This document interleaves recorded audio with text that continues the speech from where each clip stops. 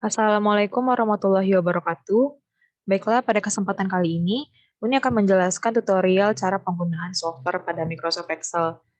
Untuk yang pertama, kita perlu mengaktifkan software terlebih dahulu dengan cara klik File, klik Option, klik Add-ins, klik Go, checklist pada software, dan klik OK.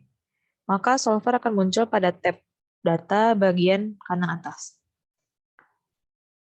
Pada kesempatan kali ini, Uni akan menjelaskan penyelesaian masalah menggunakan software pada kasus program linear dan transportasi. Yang pertama yaitu program linear. Itu pada kasus ini, Uni mengambil contoh kasus maksimasi keuntungan. Berdasarkan pada soal, dapat dilihat bahwa variabel keputusan yang kita miliki itu ada 4, yaitu X1, X2, X3, dan X4. Setelah kita tuliskan, kita juga menuliskan jumlah unit, yang mana artinya adalah nilai dari setiap variabel keputusan atau nilai optimal yang akan kita cari. Selanjutnya kita akan menuliskan keuntungan per unit yang merupakan koefisien dari setiap variabel keputusan di fungsi tujuannya. Begitu juga dengan pembatas atau fungsi kendala. Di sini terdapat 5 fungsi kendala dengan setiap koefisien variabel keputusannya dapat dilihat pada sel berikut. Untuk nilai RHS-nya kita tuliskan di sebelah sini sebagai kapasitas. Untuk bagian pertama, di nilai fungsi tujuan ini, itu merupakan hasil penjumlahan dari perkalian jumlah unit dikalikan dengan keuntungan atau keuntungan per unitnya. Atau kita bisa gunakan formula Excel sum product dengan array-nya yaitu jumlah unit dan keuntungan per unit. Bagian sel berwarna orange ini menunjukkan perkalian antara jumlah unit dikalikan dengan nilai koefisien variabel keputusan di setiap fungsi kendalanya. Itu kita juga dapat menggunakan formula sum product, jumlah unit, kita kunci selnya, dan koefisien fungsi kendala pada setiap kendala. Kita tarik ke bawah.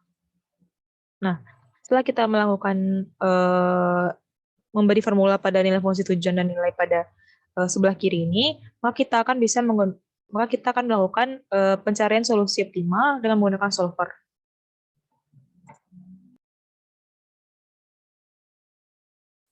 Kita klik solver, maka akan muncul tampilan seperti berikut.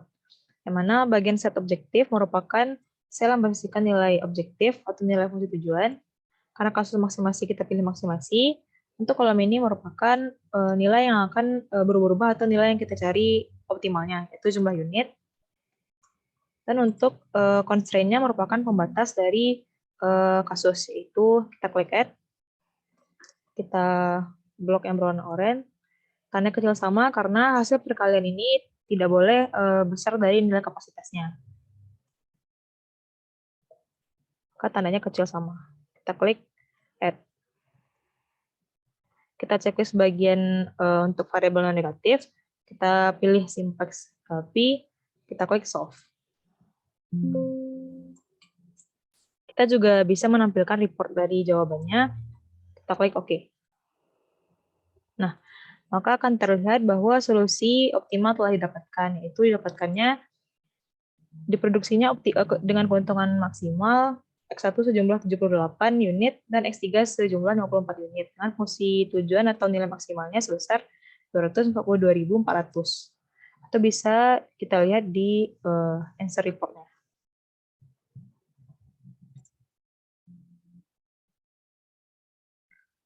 Lanjut pada permasalahan kedua yaitu mengenai transportasi, di mana contoh kasus yang mengambil di sini minimasi biaya pengiriman.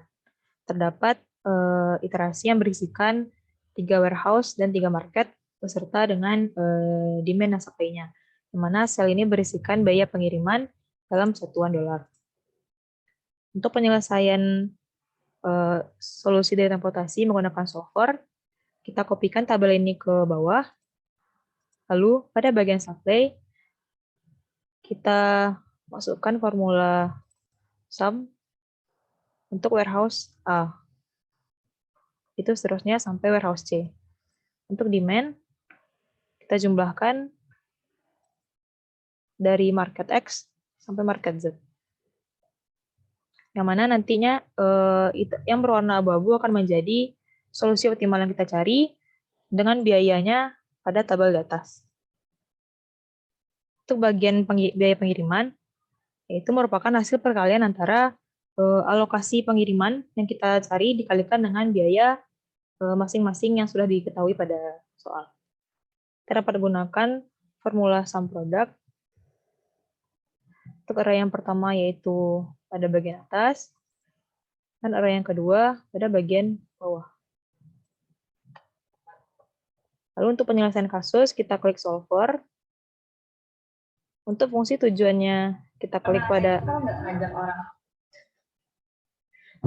sel biaya pengiriman. Dengan tujuannya minimasi, untuk variabel yang berubah atau variabel yang kita cari nilai optimalnya pada sel abu-abu. Dan untuk constraint-nya yang pertama adalah, kita klik dulu, bagian supply, yaitu tidak kecil sama, kita menggunakan tanda kecil sama karena tidak diperbolehkan melebihi dari apa yang tersedia. Untuk constraint yang kedua itu pada demand, kita menggunakan tanda sama dengan karena permintaan harus tepat terpenuhi.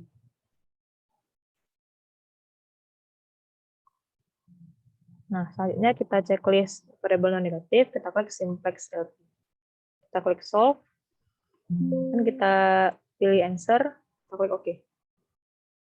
Nah, maka solusi optimalnya sudah didapatkan, yaitu didapatkannya biaya pengiriman yang paling minimum sebesar 680 satuan dengan masing-masing alokasinya dapat dilihat pada tabel.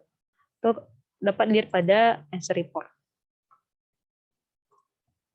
Mungkin sekian dari pembahasan kasus menggunakan software pada Microsoft Excel. Terima kasih. Assalamualaikum warahmatullahi wabarakatuh.